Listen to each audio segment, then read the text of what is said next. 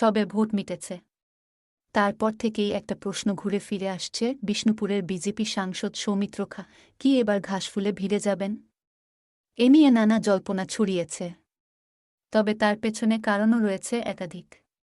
প্রথমত, ভোটে বিজেপির টিকিটে জিতলেও তিনি প্রথম থেকে এমন কিছু কথা বলছেন যা দলের অস্বস্তি বৃদ্ধির পক্ষে যথেষ্ট। এমনকি বঙ্গ বিজেপির নেতৃত্ব সম্পর্কেও তিনি নানা কথা বলছেন। সেই সঙ্গেই তিনি মন্ত্রিত্ব দাবি করেছিলেন। সেই দাবি পূরণ হয়নি। সেক্ষেত্রে তারপর থেকেই তিনি কিছুটা হলেও অভিমানী। তবে ইন্ডিয়ান এক্সপ্রেসের কাছে মুখ খুলেছেন বিষ্ণুপুরের বিজেপি এমপি। তিনি জানিয়েছেন, বাংলার বিজেপি নেতৃত্ব অযোগ্য। ফলাফল বের হওয়ার পরে তৃণমূল আমার সঙ্গে যোগাযোগ করেছিল। কিছু প্রস্তাব দেওয়া হয়েছে, কিন্তু এখনও মন তৈরি করিনি।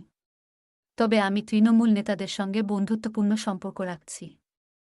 এখানেই প্রশ্ন যে সৌমিত্র খা ভোটের আগে একেবারে খড়গহস্ত ছিলেন তৃণমূলের বিরুদ্ধে, আর ভোটে জিতেই তৃণমূলের সঙ্গে তার বন্ধুত্বপূর্ণ সম্পর্কের কথা বলছেন।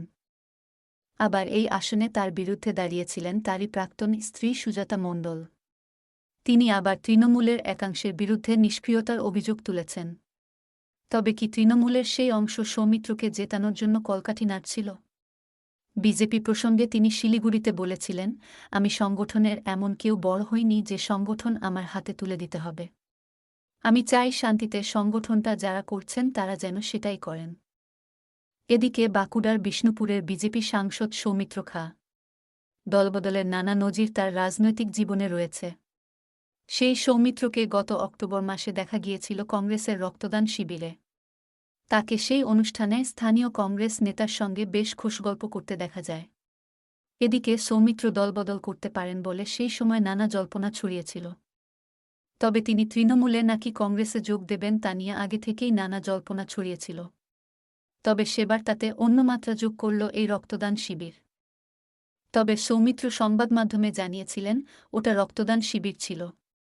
সেখানে বিভিন্ন দলের প্রতিনিধিরা ছিলেন। এর সঙ্গে দলবদলের কোনো ব্যাপার নেই। আর কংগ্রেস নেতৃত্বের দাবি, সাংসদ হিসাবে আমন্ত্রণ জানানো হয়েছিল। তিনি এসেছিলেন। তবে এর সঙ্গে দলবদলের কোনো ব্যাপার নেই। তবে তিনি এলে স্বাগত জানাব। বিগত দিনে কংগ্রেসের ছাতার তলাতেই ছিলেন সৌমিত্র, এরপর তৃণমূলেও একবার ঘুরে এসেছিলেন তিনি। মাঝে জল্পনা ছড়িয়েছিল যে তিনি হয়তো তৃণমূলে ফিরতে পারেন।